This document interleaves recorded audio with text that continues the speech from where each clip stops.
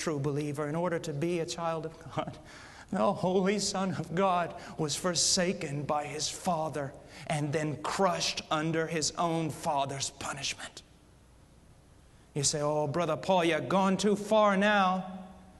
Have you not read Isaiah 53:10? It pleased the Lord to crush Him. Take a 10,000-pound millstone and put another on top of it. Put a grain of wheat between them and see what you've got when it comes out on the other end. Take a dam 100,000 miles high and 100,000 miles wide and have it break in front of you. And as the torrent of water rolls down towards you to engulf you, to destroy you, all of a sudden the ground opens up and drinks it down, and not one drop splashes to your feet. And so Christ raised His hand up to heaven and took the wrath of God, that great cup, and drank it down. And when He cried out, "It is finished," He turned it over and not one drop came out. He drank the wrath of God and satisfied justice and appeased wrath, and therefore God can now be just and justify the sinner.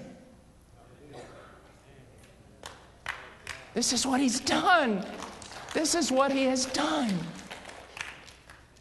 I thought about repentance not only from sin, but repentance from good works. You say, what do you mean?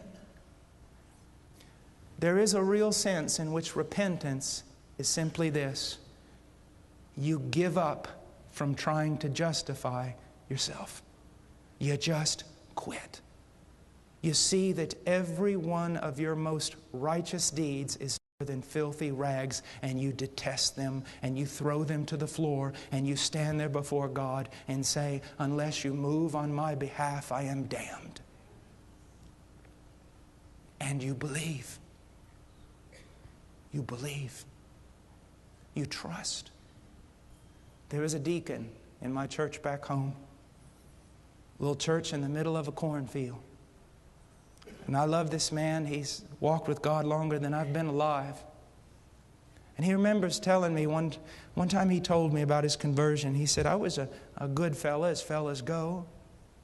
He said, but the preacher said something that morning and it stirred my heart, and I thought, what does it mean to believe? What does it mean to believe? He went up in his hayloft and he was just walking around. And he said he found himself finally with his toes hanging over the edge of the loft, just kind of standing there.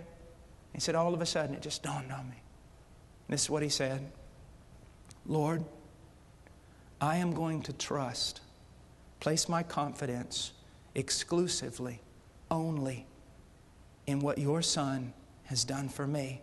And if that very thing, if what He has done for me is not strong enough to save me, then I will go to hell, because I will not trust in another thing.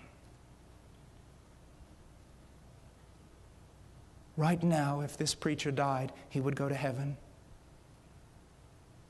Not because I spent years in the jungles and the Andes Mountains of Peru. Not because of piety, devotion, or Bible study. Not because of denominational affiliation, baptism, or participation in the Lord's Supper. If I died right now, I would go to heaven, because 2,000 years ago, the Son of God shed His blood for this wretched man. And that is my hope. And I expect that scarlet thread is strong enough to hold me when I swing out into eternity upon it.